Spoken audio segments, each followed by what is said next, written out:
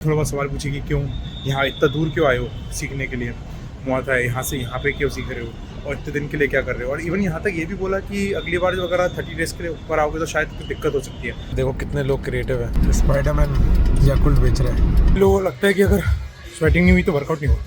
अभी मुझे ऑलमोस्ट मिल स्वेटिंग है, पर हमने बहुत बड़ा सर्किट करा है। मैं हूं अभी थाईलैंड में और मैं हूं एक ऐसी जगह जिसका आपने नाम भी नहीं सुना होगा, पिट्सनुलोक। ये नॉर्दर्न पार्ट ऑफ थाईलैंड में है और मैं यहाँ रहूँगा 30 दिन। 30 दिन क्यों रहूँगा, उसके पीछे रीज़न है कि मैंने मुआ थाई कैंप ज्वाइन करा है। क्यों ज्वाइन करा है, क्या रीज़न है, क्यों पिट्सनुलोक को ही चुना, ये सब मैं ओवर द जर्नी अपनी बताऊँगा। तो स्टार्ट करते हैं। डे 0 है, अभी बैंकॉक में हूँ।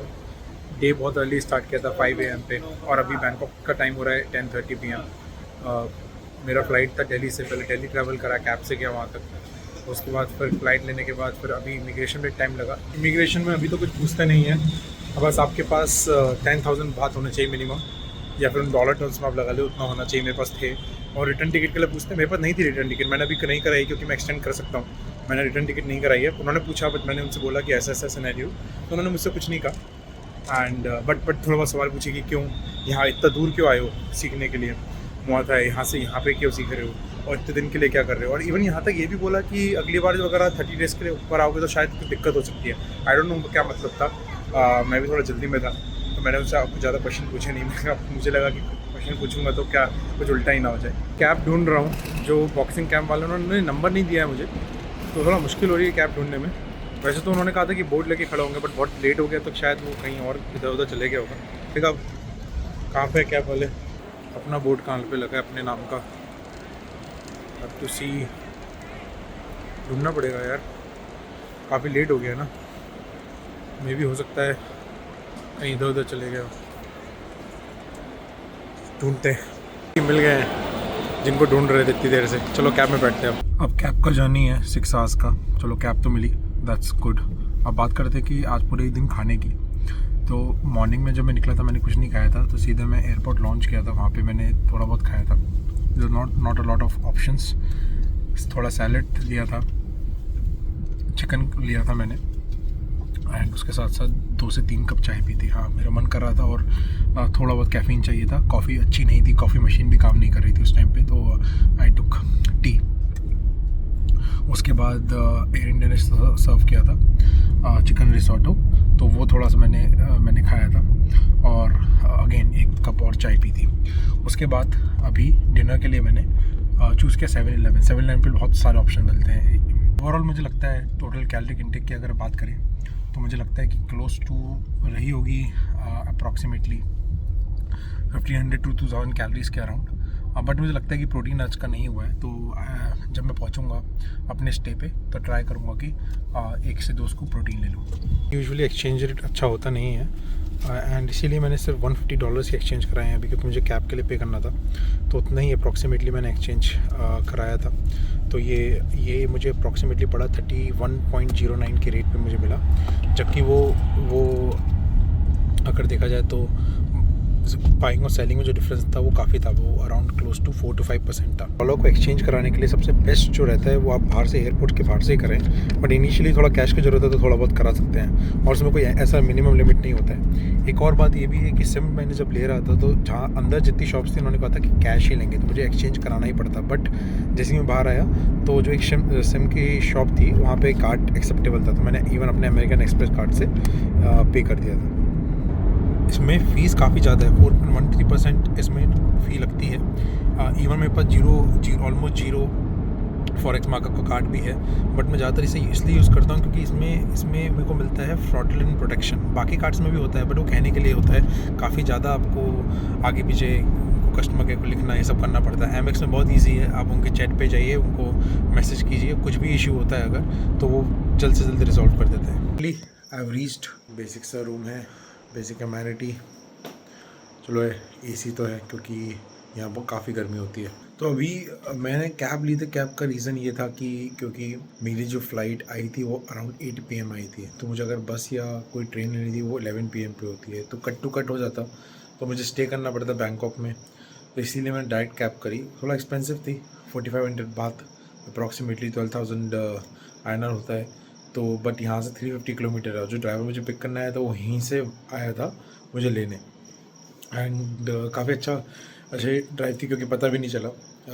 यहाँ रोड्स बहुत अच्छी हैं। डे 0 को यहीं एंड करते हैं। अब देखते हैं ट्रेनिंग इधर आई स्टार्ट फ्रॉम डे 1 मतलब जो कि कल है या फिर उसके बाद, बिकॉज 2 नाइट से मैं सही से सोया नहीं हूँ। तो first I recover and then I start, but see may be I join the day 1 session in evening. पे देखो कितने लोग क्रिएटिव हैं। स्पाइडरमैन याकुल्ट बेच रहा है।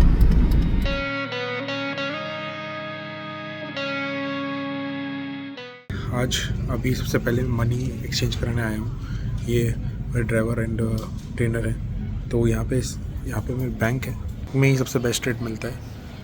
तो यहाँ पे बैंक में टोकन सिस्टम होता है, तो हमें ये टोकन मिला है। अब अपना वेट कर रहे हैं एंड मैं देखता हूँ कि क्या एक्सचेंज रेट होता है यहाँ पे। चल गए हैं बैंक से बात, $300 के अगेंस्ट लिया है। ये बैंक था एंड बहुत अच्छा रेट मिला है। मतलब जो मुझे एयरपोर्ट पे रेट था उससे तो बहुत ही अच्छा, ऑलमोस्ट 9% बेटर है। मुझे मिले $300 के अगेंस्ट 10,083 बात। तो बहुत ही अच्छा रेट है यहाँ पे, तो बहुत कम चार्ज लगा है देखा जाए तो। फिर बैंक के थ्रू कराना ही बेटर रहेगा। एंड ये मुझे समझ में नहीं आता कि यहाँ पे ही हर जना याकुल्ट क्यों बेचता है।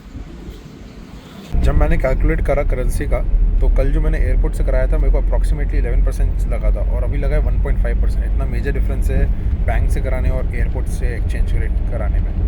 तो जितना पॉसिबल है, अगर आपको ज़रूरत है कि एयरपोर्ट से निकलते ही थोड़ा बहुत कैश चाहिए तो करा लो, बट मोस्टली ट्राई करो कि बैंक से अगर एक्सचेंज कराने का।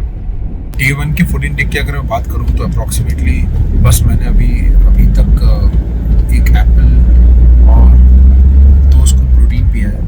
उसके साथ साथ मैंने एक 7-Eleven से सैलड पिकअप किया था, तो वो कंज्यूम किया है अभी तक बस में। अब मैं जाऊँगा ट्रेन करने।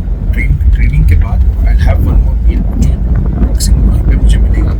ये भाई को मेरे टैटू पसंद आया है, भाई पिक्चर ले रहा है क्योंकि बहुत ज़्यादा टैटूज़ हैं। डे 1 का जो पहला दिन था ट्रेनिंग का, इवनिंग का सेशन मैंने स्टार्ट करा वार्म अप से। वार्म अप मैंने पहले किया अपने शोल्डर के लिए क्योंकि मेरे शोल्डर इंजरी है जो अभी पूरी हील नहीं हुई है, बट मुझे कुछ एक्सरसाइजेस करनी होती है रिहैब के लिए, वो मैंने स्टार्ट करी।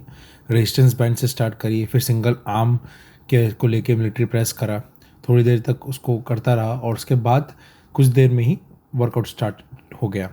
सबसे पहले थोड़ा बहुत वार्म अप के बाद हमने किया सर्किट पूरा ऑलमोस्ट 40 to 45 मिनट्स रहा। ये देख सकते हैं सबके सब एक स्टेशन पे हैं और सब कंप्लीट कर रहे हैं राउंड्स। लोगों को लगता है कि अगर स्वेटिंग नहीं हुई तो वर्कआउट नहीं हुआ। अभी मुझे ऑलमोस्ट मिल स्वेटिंग है, पर हमने बहुत बड़ा सर्किट करा है, पूरा स्वेट है। इसमें ऐसा नहीं है क्योंकि सबका बॉडी थोड़ा अलग रहता है, रिसेप्टर्स अलग रहते हैं। तो अगर ये सोचना है आपका कि स्वेटिंग होगी तभी वर्कआउट अच्छा होगा, ऐसा कुछ नहीं है। सबका बॉडी थोड़ा अलग तरीके से रिस्पॉन्ड करता है। ये सर्किट कंप्लीट करने के बाद आगे हमने करा पैड वर्क। जब पैड वर्क स्टार्ट हुआ तो ऑफकोर्स मेरा पहले ही सेशन था, तो मुझे काफ़ी टाइम लग रहा था समझने में कि मुझे किस तरीके से किक करना है, किस तरीके से मुझे पंच करना है। और किक करते हुए मेरा हाथ जो था ऊपर की तरफ ही था, तो मुझे ट्रेनर ने कई बार बताया उन्होंने कि हाथ को स्विंग करना है। तो मुझे जो इनिशियली कुछ टाइम तक नहीं हुआ, बट धीरे धीरे वो होने लग गया था। ये हमने करा ऑलमोस्ट ट्रेनिंग करीबन 30 से 40 मिनट एंड करा हमने ये वर्कआउट स्ट्रेचिंग के साथ। एंड पूरा स्ट्रेचिंग होने के बाद टाइम था डिनर का। डिनर है इवन 5:30 है, बस डिनर अर्ली डिनर होता है यहाँ पे। तो राइस कार्बोहाइड्रेट हो गया अपना, अच्छा खासा प्रोटीन है, चिकन सूप भी है, फ्रूट्स भी हैं, फिलिंग रहेगा, हाई इन प्रोटीन है, फैट्स भी है दिख रहा है मुझे, एंड कार्बोहाइड्रेट तो है ही। तो प्रॉपर एक मील है। अप्रॉक्सीमेटली इसको मैं मान के चल रहा हूँ कि क्लोज टू 1000 कैलोरीज के अराउंड रहेगा, नॉट मोर देन दैट।